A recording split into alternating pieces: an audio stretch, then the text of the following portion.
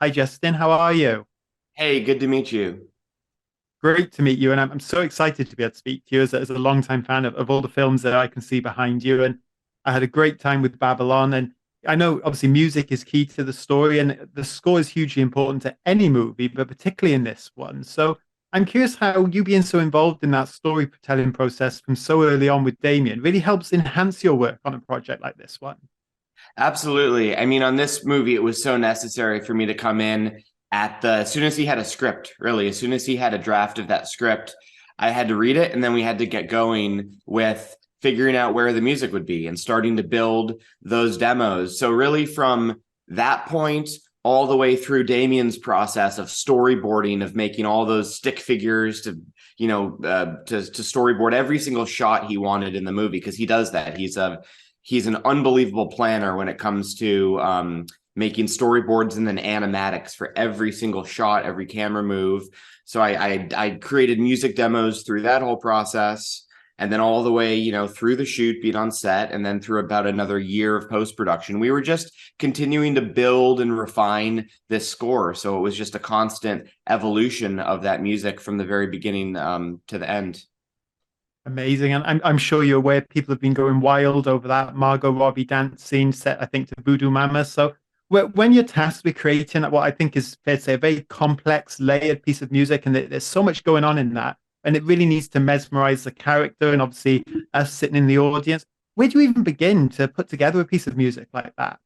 Yeah. So one of the early ideas Damien and I had musically about what the score would be is the idea of, at least when we're at parties, using the lineup of a jazz band that you could believe would be at a party, but making the style of the writing a lot more muscular and a lot more aggressive than what we think of as 20s jazz. So we talked a lot about riff based writing, which is these tunes that are built around a very driving riff, almost in the way that classic rock and roll is built around, a real kind of heavy riff that could be on an electric guitar. In our case, we do it on unison horns. So I always start here at the piano and just noodling around, like all compositions. I noodle around until we have an idea that we like.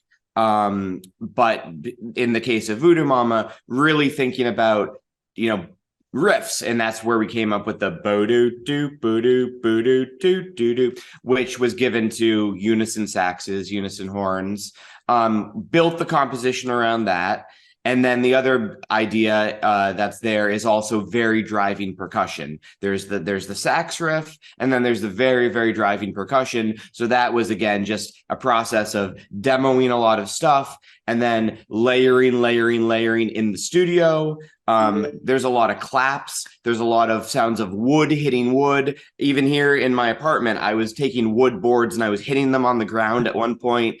I think there is something like 100 layers, not exaggerating, something about 100 layers of percussion, pretty much all wood things hitting other wood things to create that real thick, heavy, driving sound that goes along with that riff.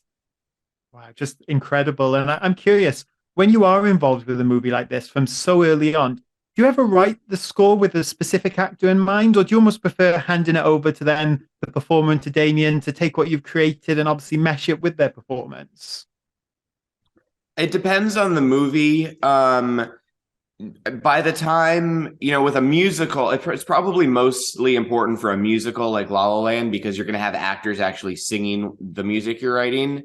In the case of that movie, I think most of it, just about all of it, was written before Emma and Ryan signed on. There were a couple things that were sort of stragglers. So Emma's audition, the Fools Who Dream song, that was kind of that, we saved that to the very end. So I did have Emma in mind a little bit. I could at least picture her in the scene as I was writing it. I think John Legend, we actually collaborated with on the song he sings, so he was actually even more involved in his song. But for the most part, on that musical, the music was written before the actors signed on. And in a score like this, I'm really not thinking about the actors so much. I'm thinking about the characters I've read in the script. So I'm thinking about the vibe of Manny, the vibe of Nellie, the vibe of Jack, and that's giving me, I want to be unhinged, to match Nellie's character. I want to be kind of thoughtful and sometimes a deer in the headlights to sort of match Manny's character. I want to be wistful and romantic to match Jack's character. So I'm thinking more about what I've read in the script than I am thinking about the actors usually. Yeah, for sure. And I think when this film was announced, maybe some people had some preconceived notions of what this music would sound like, with it obviously being 1920s and jazz and maybe thinking of La La Land. And of course, you put a totally new spin on that. You come up with this new sound of what I think you said in other interviews might have been playing in clubs at the time. So is that quite intimidating for you to go ahead and do that, or a challenge that you really embrace as a composer? It's always intimidating, I guess, going into any new project when it's just there's so much work ahead of you and a lot of unanswered questions, a lot of themes that haven't been discovered yet. But I was very excited to. I got a lot happier once Damien and I talked about how we could do something that was going to sound different, that was going to sound not 1920s and was going to sound, for the most part, very different than what we've done. Because when I first heard about the project, I was like, oh no, I really hope I don't have to do. We've done so many jazz projects and I loved them. I'm very proud of our movies, but I kind of didn't want to have to repeat myself. So as soon as he said, but I want to sound really, really different. I want to sound a lot more modern. I want to sound a lot more aggressive.